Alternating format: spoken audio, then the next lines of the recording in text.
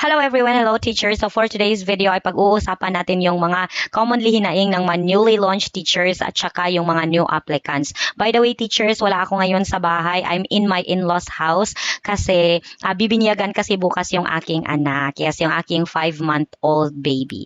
Okay, so nag-set up pa rin ako ng ganito kasi syempre mayroon po tayong klase. Hindi naman natin dapat na absenan kasi yun nga, hindi ko na set yung schedule ko na free of bookings. Alright, so as I was scrolling my phone, mayroon akong napansin na isang nagandahan talaga ako na pagkakahand ay ng kanyang advice for the teacher. So, shout out nga pala kay Gentle Caterpillar kasi itong na-post niya sa isa sa mga 5-1 Talk pages ay nagustuhan ko talaga. So, isi-share ko sa lahat. So, ito yung pagkakahand ay niya. Tapos, ito na rin yung magiging advice ko sa lahat, which is I find it really true.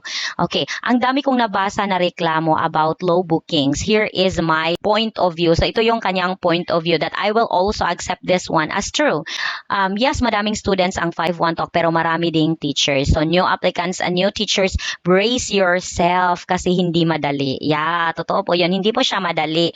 Pero babalansehin po natin yung kanyang advice dito. Okay, 5-1 Talk is a booking system but it's not the system who will give you bookings. Parents and students are the one who will book your slots, which is really correct. Yes, booking system po dito sa 5-1 Talk. So, yung iniisip ko kasi before, na pagkapasok ko dito sa 5-1 Talk, magkakaroon agad ako ng maraming students. Hindi pala ganun kasi hindi po agad-agad na yung na-open slots natin ay magkaka-estudyantes. Pipiliin kasi pa rin tayo ng mga parents. So, it's the parents. It's not the company na magbibigay sa'yo ng bookings. You will be visible to the parents and students. Tip number 1 niya dito. After the onboarding process, okay, magpapasa na kayo ng requirements. Okay, or prior the onboarding, di ba nagko-comply na po tayo ng mga requirements dun sa ating 5-1 Talk candidacy portal.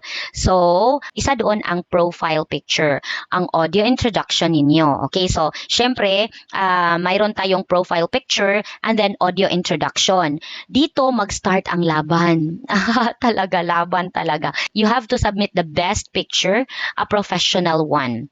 Huwag madaliin kasi yan unang titignan ng parents. Yes na yes ako niyan kasi dapat talagang professional and the prettiest, the most handsome picture po. Yung pinaka-decente, professional natin na picture, yun ang best na ipopost po natin doon sa ating profile. Kasi kung yung sinubmit natin, yun na yung gagamitin natin for our profile. Huwag madaliin kasi yan ang unang titignan ng parents. Kung hindi ka professional looking sa picture mo, paano ka ibubuk?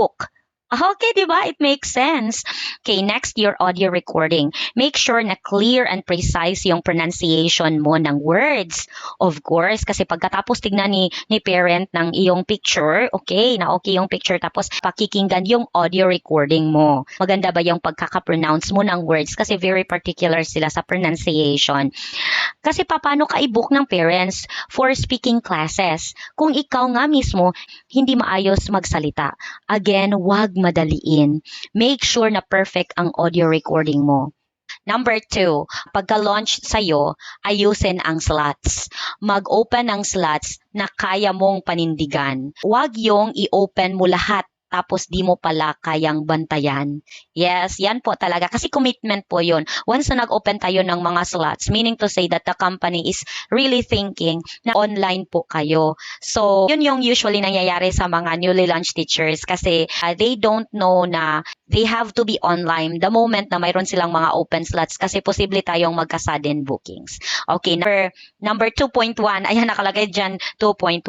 Be consistent with your slots. Open your fixed slots during the peak hours. Yes, approve ako niyan kasi isa na yan sa naging advice ko sa inyo doon sa tips to have bookings immediately. So, number 3 na tayo. Check your My Contact Log.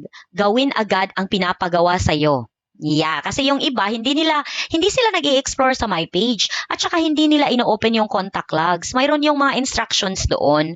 So, dapat nating sundin yung mga instructions. Okay, like attend NTO, New Teachers Orientation Training. Mostly kung titignan mo sa Book My Trainings, halos fully book ang NTO. And available bookings usually after 1 to 2 weeks pa Okay, so ito yung tip niya kung hindi kayo makapag-set, wala kayong schedule for the training. So tips para makabook ka kaagad ng NTO kasi napaka-importanting webinar niyan. Bantayan mo ang schedule ng fully booked na NTO training kasi usually may mga nagka-cancel 30 minutes to 2 hours bago mag-start ang training. Okay, yeah, tama po yan kasi mayroon talagang nagka-cancel ng mga 11th hour. Humanap ka ng timing para makasingit ka kaagad. Number 4, after the NTO, kung possible, attend all the trainings agad. Nagawa ko ito for 2 to 3 weeks while waiting for bookings. Lagi akong sumisingit sa mga fully booked na trainings. Pero sa my contact logs, may recommended trainings na dapat mong unahin. And very helpful ang mga trainings na ito. Pwede mong ma-apply sa lessons mo. Okay, number 5. After mong ma-launched, anytime pwede ka nang magka-book. Wait and be excited for that moment ng mga first students mo. It's either may nag-booked sa'yo or a sudden booking. Mahirap at first ang booking. True talaga na 0 to low bookings ang mararanasan ninyo because you have to build your brand. Yeah, ang ganda ng pagkakasabi. Remember, parents ang pumipili ng teachers. So, as someone na wala pang favorites, wala pang good feedback, mahirap talaga. That's why aasa tayo at first sa sudden bookings. And system ang nagbabato ng sudden bookings. That's why dapat bantayan ninyo ang inyong open slots, either shift management slots or fixed slots. Wait until the 10th minute kasi pwedeng mapasukan ang open slots mo until the 10th minute. Very true. Now let's go to number 6. When you have your first student, do your best. Apply all the learnings na natutunan mo sa trainings. Make your lesson an unforgettable one for the student and parent. Be consistent with your lessons. Yan ang magiging rason. Babalikan kanila. Students will start to give good feedbacks. Students will start to add you to their favorites. And parents will make chismis to their relatives and friends na you're a good teacher. I-recommend kanila even in their social media accounts like RedNote. That's why always do your best in every lesson. So mayroon pa siyang pahabol dito na take note. Take note. Avoid absences. This will lessen your visibility.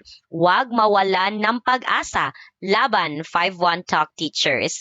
That ends his advices. So, by the way, teachers, biglang nagkaganito yung background ko kasi naputol yung pagkakacover ko nung nandun ako sa Agusan del Norte.